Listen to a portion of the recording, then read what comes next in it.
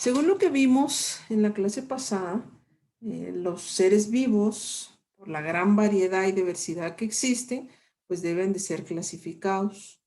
Esto con el objetivo de que podamos nosotros ubicarlos más fácilmente en todo el árbol de la vida. Hablamos de cómo es que se clasifican y que para ello pues se utilizan los niveles taxonómicos, que como ya habíamos mencionado, dentro de ellos está el dominio, el reino, el filo, la clase, el orden, las familias, el género y la especie. El día de hoy vamos a platicar un poquito más detalladamente acerca de los dominios y los reinos, ¿verdad? Que son uno de los más generales que vamos a encontrar diversidad, ¿verdad? De organismos. Entonces, vamos a platicar un poco acerca de ello. Todo esto pues lo vimos la semana pasada. Y ahorita nos vamos a ubicar en el dominio Eucardia. El dominio Eucardia pues está formado por absolutamente todos los seres vivos que tienen células nucleadas. Esto es importante y nos va a permitir pues diferenciar entre los tres dominios. Son tres, recuerden, el dominio Eucardia, el dominio bacteria y el dominio arquea. Estos son los tres dominios que vamos a utilizar para clasificar a los seres vivos. Primero vamos a platicar del eucardia. Y como ya dijimos, pues acá se van a incluir todos los seres vivos que tienen células con un núcleo bien diferenciado, ¿verdad? Es decir, que tiene una membrana que recubre al núcleo y lo va a separar del citoplasma. Es el más importante, ¿verdad? Porque si ustedes se dan cuenta, en este dominio vamos a encontrar a los reinos Animalia, Plantae, Fungi y Protista, ¿verdad? Entonces, estos cuatro reinos los vamos a encontrar en el dominio Eucardia. Y por lo tanto, pues creo que ya nosotros nos ubicamos en este dominio, ¿verdad? Porque acá está nuestro reino animal. Entonces, este sería uno de los dominios más grandes e importantes. Y acá tenemos algunas imágenes, ¿verdad? De todo lo que podemos encontrar en este dominio eucardio. Desde insectos, hongos, animales, ¿verdad? Tenemos aquí algunas algas, tenemos también algunos protistas y las plantas, ¿verdad? Todo esto es parte del dominio eucardio. Hablemos un poco más detalladamente de los reinos que vamos a encontrar en el dominio eucardia. Repitiendo, en el dominio eucardia vamos a encontrar a los reinos animal, vegetal o plante, fungi y protista. Hablemos del reino animalia. Pues como su nombre lo dice, ¿verdad? Acá vamos a encontrar a todos los animales u organismos que son pluricelulares y que en este caso se van a desarrollar a partir de un cigoto. En este caso se van a clasificar en dos, en los vertebrados y en los invertebrados, ¿verdad? ¿Cuál es la diferencia? Es que en el caso de los vertebrados, pues tienen una estructura ósea bien diferenciada, como la columna vertebral, y el resto de órganos de otros animales, ¿verdad? Y en el caso de los invertebrados, pues van a ser aquellos que pues no tienen vértebras, como los artrópodos, los moluscos, los equinodermos, los gusanos planos, ¿verdad? Los nemátodos y los anélidos, ¿verdad? Entonces todos estos van a ser parte de los invertebrados. ¿Qué características tiene este reino? Se caracteriza principalmente porque su reproducción puede ser sexual, es decir, una célula femenina y una masculina se unen y a partir de eso pues se forma un nuevo individuo. O también puede ser asexual, ¿verdad? Como por ejemplo algunas esponjas de mar, que a partir de un solo individuo puede originarse otro, no se necesitan dos. Característico también es que tienen una nutrición heterótrofa. ¿Cómo así? Que dependen de otros organismos. Es decir, no pueden fabricar su propio alimento, sino que deben de obtenerlo. Su metabolismo también es aeróbico, es decir, que necesitan oxígeno para vivir. Tienen una estructura simétrica, es decir, que si se parten a la mitad van a tener dos partes iguales, que es la simetría bilateral, que forma parte, ¿verdad?, de los organismos del reino animal. Pueden desplazarse, esto es también muy característico, ya sea que lo hagan de manera permanente, como los humanos, que siempre nos desplazamos, o de forma temporal, ¿verdad? Como por ejemplo algunos corales, dependiendo del tiempo en el que vivan, pues van a dejar de moverse. Estas serían las características más importantes del reino animal. Algunos ejemplos, ¿verdad? Podemos mencionar a los peces. Acá tenemos un ejemplo, el pez carpín, ¿verdad? Carpín dorado, de nombre científico, Cassius auratus, ¿verdad? Auratus. Ustedes ya saben qué es el nombre científico, ya saben que viene dado por el género y la especie del organismo. Siempre lo vamos a escribir con cursiva o, en su defecto, subrayado, ¿verdad? O el cóndor andino también, que es un ave, Vultur gryphus, el calamar, que su nombre es Teutida, y la tenia o los gusanos que causan infecciones intestinales, que sería tenia sol. Esos son algunos ejemplos. Podríamos incluir acá al canis familiaris, como el perro, al Homo sapiens, que sería nuestro caso también. Y acá tenemos esa gran diversidad, ¿verdad? El reino animal.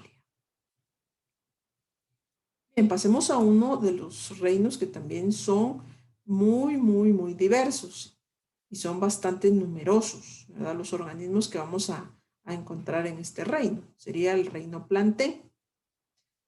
En este caso, el reino Plantae está formado por, obviamente, todas las plantas que existen. Estos pues van a ser organismos pluricelulares también y son parte de tienen células eucariotas. Se caracteriza porque tiene dos grandes grupos formando parte de este reino. Las plantas que son no vasculares y las plantas que sí son vasculares. Dentro de las plantas no vasculares, estas pues vamos a encontrar aquellas que no tienen sistema de transporte de nutrientes, es decir, no tienen raíces, no tienen ni tallos, no tienen hojas tampoco, ¿verdad? Ahora bien, van a estar otras que sí son vasculares y en este caso pues sí van a tener un tejido vascular como tal y en este caso también pues tienen raíces, tallos y hojas. Esas serían las principales dos divisiones del reino Plantae. Se van a caracterizar principalmente porque son organismos autótrofos. ¿Se recuerdan que los del reino animal son heterótrofos? Necesitan tomar el alimento del medio. En cambio, los del reino Plantae o los del reino vegetal son autótrofos. Ellos pueden producir su propio alimento. ¿De qué manera lo hacen? Gracias a la fotosíntesis. La fotosíntesis es aquel proceso, si ustedes recuerdan, en el cual las plantas convierten la energía del sol en energía química. Y durante este proceso también obtienen ellas su alimento. No se pueden desplazar.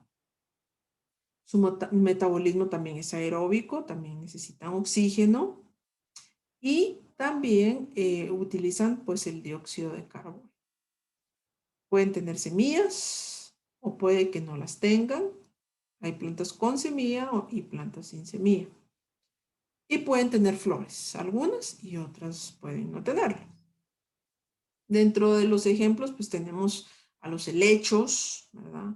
A las orquídeas, a las algas verdes, que también entran formando parte de este reino Plantae.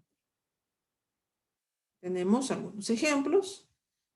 Tenemos algunas gimnospermas, las angiospermas.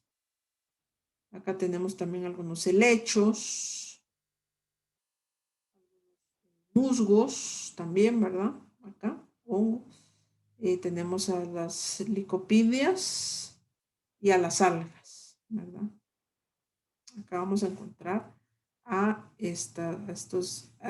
este hongo no tiene nada que ver, ¿verdad? Los musgos sí, pero los hongos no. Muy bien. Luego pasamos a un reino que también es muy diverso y se conoce como el reino fungi. Ya vamos por el tercero. Recuérdense que en el dominio Eucardia vamos a tener al reino Animalia, Plantae, Fungi y también vamos a encontrar al protista. El reino Fungi se caracteriza porque en este vamos a encontrar a todas las setas, a las levaduras, a los mohos, a los hongos en general. Creo que todos hemos visto, hemos quizás comido también hongos y estos van a ser parte del reino fungi. Pero al pensar en hongos, creo que quizás a nuestra mente viene solo estas estructuras que tienen un sombrerito, ¿verdad? Pero en realidad los hongos son de muchos tipos. Cuando usted pues deja mucho tiempo una tortilla o un pan en algún lugar húmedo, al cabo de unos días usted lo va a encontrar y está lleno de un hongo, ¿verdad? Algunos blancos, algunos naranja. Estos también son parte del reino fungi, ¿verdad? Son hongos. Ahí vamos a encontrar levaduras también, ¿verdad? Moho. Se clasifica en tres tipos. Los hongos que van a ser simbiontes, los saprófitos o descomponedores y los parásitos. ¿Cuál es la diferencia entre estos tres? Los simbiontes pues, van a ser organismos que tienen una relación de beneficio mutuo con otros organismos.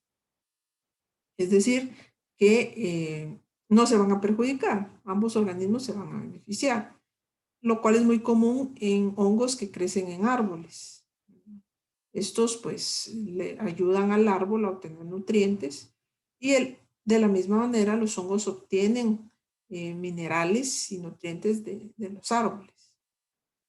Están los saprófitos o descomponedores. Estos se caracterizan porque se alimentan a partir de los restos de otros seres vivos en descomposición. Utilizan esos materiales de descomposición para pues, realizar sus actividades metabólicas. Tenemos también a los parásitos y en este caso se van a alimentar de la materia orgánica que generan otros seres vivos y pueden en determinadas situaciones causar enfermedades o daños al huésped, ¿verdad? Al lugar en donde van a estar como parásitos. Esos son los tres grandes grupos en los cuales se clasifican. Con los hongos y las levaduras y los mohos pues comparten ciertas características, las cuales son que se reproducen de una forma asexual, es decir, mediante esporas. No se necesita de dos organismos diferentes, sino que con las esporas, a través de un solo organismo, se pueden reproducir. Se alimentan por pinocitosis y fagocitosis. Recuérdense que eso lo vimos cuando hablamos de los procesos celulares. En este caso, pues, van a degradar los compuestos de esta manera en macromoléculas, especialmente carbohidratos, proteínas, que son lo que más les sirve. Tenemos también que algunos de estos organismos son comestibles. Los más comunes pues son los tipos de setas silvestres, ¿verdad? No todas, porque hay unas que son venenosos y alucinógenos también. Y los champiñones, los más comunes, ¿verdad? Algunos ejemplos pues son las levaduras. La levadura que se utiliza para hacer el pan, que hace que el pan crezca, pues es un hongo, es parte del reino fungi. El hongo cándida también, ¿verdad? Causa algunas infecciones en la piel, también infecciones en los genitales, en las mucosas, ¿verdad? De seres humanos. Y acá tenemos algunos ejemplos, ¿verdad? Acá si ustedes pueden darse cuenta, pues tenemos estos hongos Estos pues no deben comerse, ¿verdad? Cuando se encuentran hongos así tan raros, con su sombrero de colores, pues es muy probable que sean venenosos o alucinógenos. Entonces no es recomendable que se consuman, ¿verdad? Acá podemos ver un hongo microscópicamente, ¿verdad? Cómo es que liberan esporas. Acá podemos ver también el moho del pan, ¿verdad? Que también es un hongo. Muy bien. Pasemos ahora entonces al último de los 4 reinos del dominio eucaryo, el reino protista. En este reino se van a agrupar algunos organismos que son unicelulares y otros que también van a ser pluricelulares. Recuérdense que al hablar de uni o pluricelulares, me refiero a que pueden tener solo una célula, en el caso de los unicelulares, o pueden tener muchas, como los pluricelulares. Estos pues van a tener características muy variadas y pues no encajan las características que tienen ni en el reino animal, ni en el vegetal, ni en el fungi, ¿verdad? Por eso es que se creó este otro reino. Se clasifican en 3 grupos, los protozoarios, las algas y homiota. En el caso de los protozoarios, pues van a ser organismos que están rodeados por una membrana plasmática, son muy comunes. Las algas, pues también son muy comunes porque también pueden realizar fotosíntesis, muy parecidas a las plantas. Las algas verdes se excluyen y estas sí se incluyen dentro del reino planté o vegetal. Estas sí se excluyen de este grupo del reino protista. Y tenemos también a homiota, que en este caso van a ser hongos o mohos que viven en medios acuáticos, ¿verdad? Estos son homiota, parte del reino protista.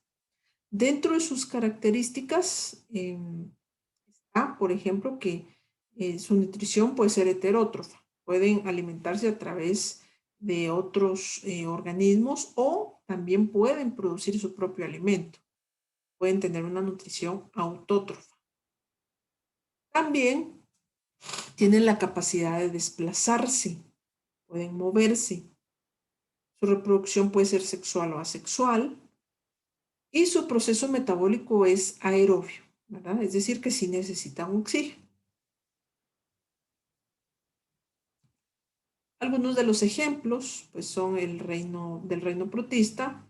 Tenemos al Trypanosoma cruzi, que es el parásito responsable de la transmisión de una enfermedad que se llama Chagas, que afecta principalmente en la sangre. El Plasmodium también, ¿verdad? Que es uno de los parásitos que transmiten la malaria. Estos se van a incluir dentro de este reino protista. Y acá tenemos, ¿verdad? Algunos ejemplos muy característicos de los organismos de este reino.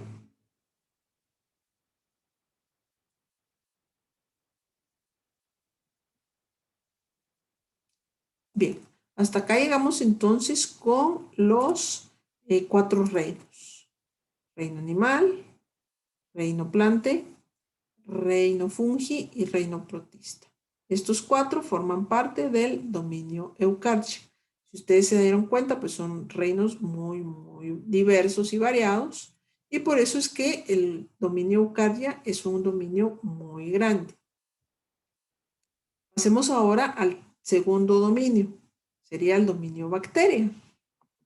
El dominio bacteria está formado por organismos que son procariotas. Quiere decir que son organismos que dentro de sus células no hay un núcleo verdadero. Y por lo tanto el material genético está disperso dentro del citoplasma. Las bacterias pues son uno de los organismos más diversos y abundantes en el planeta. Un ejemplo claro son las bacterias que están dentro de nuestro cuerpo. en nuestro cuerpo hay más bacterias que células, ¿verdad? Más bacterias que nuestras propias células. Y esto debido a toda esa facilidad que tienen las bacterias de, pues, reproducirse y, pues, habitar ciertos lugares y condiciones. ¿Cuáles son las principales características de este dominio? Dentro de estas características está que su ADN pues recibe el nombre de nucleoide. ¿Por qué? Por el hecho de que no hay un núcleo verdadero. Y se encuentra, ¿verdad?, el ADN en el citoplasma. No tienen locomoción. Algunos de los organelos que tienen para desplazarse, pues sí les sirve a algunas, ¿verdad? Tienen algunos flagelos que les permiten moverse y hay algunas otras pues que no tienen estos organelos. Su reproducción es asexual. ¿Qué quiere decir? Que a partir de una sola bacteria se puede reproducir y obtener muchísimas otras bacterias. También son organismos pleomórficos. Esto significa que una misma especie puede adoptar varias formas. No todas van a ser iguales, pueden tener varias formas. Ejemplos, tenemos a la bacteria Escherichia coli, que esta es muy común en las heces fecales o en el popó, ¿verdad? Es una bacteria normal que está ahí, ¿verdad? El problema es cuando causa infecciones, cuando nosotros consumimos alimentos contaminados con heces fecales, ahí ya puede producir una infección, ¿verdad?, gastrointestinal.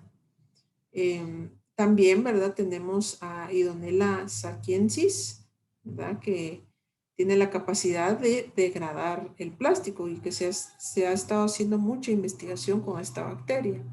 Esto es por mencionar algunas, pero hay muchísimas. Por ejemplo, está Salmonella typhi, Shigella, tenemos también a los streptococos, estafilococos, hay muchísimos tipos de bacterias.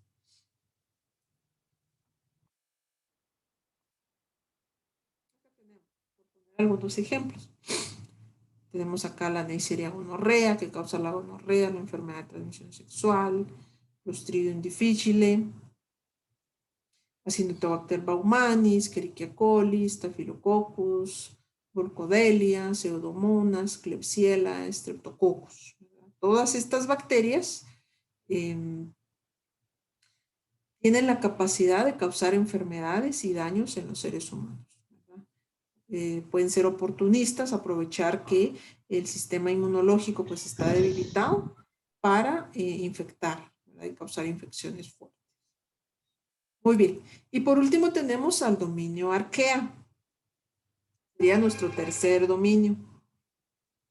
Estos organismos del dominio arquea son procariotas también, es decir, que son muy parecidos a las bacterias. Y estos, ustedes se preguntarán, ¿por qué no entonces son parte del dominio bacteria? Lo que sucede acá es que estos organismos tienen características genéticas más parecidas a los organismos eucariotas. Y esto ha hecho que pues desarrollen mecanismos para poder sobrevivir a condiciones muy extremas. Dentro de las características que tienen, pues podemos mencionar que se van a situar entre las del dominio eucarya y bacteria. Por ejemplo, tienen una variedad nutricional muy amplia, ¿verdad? Es decir, se nutren de hidrógeno, de azúcares o del amoníaco.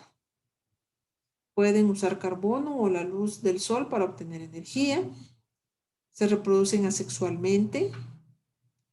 Y también, pues, no se conocen arqueas patógenas, es decir, que no son dañinas para otros organismos. Dentro de estas tenemos a la metanosarcina, que produce gas metano, Inococcus también, que vive en fuentes hidrotermales marinas. Algo muy característico también pues son las aguas termales o los ríos de agua caliente. Acá podemos encontrar bacterias que pues, se han adaptado y forman parte del dominio arqueo.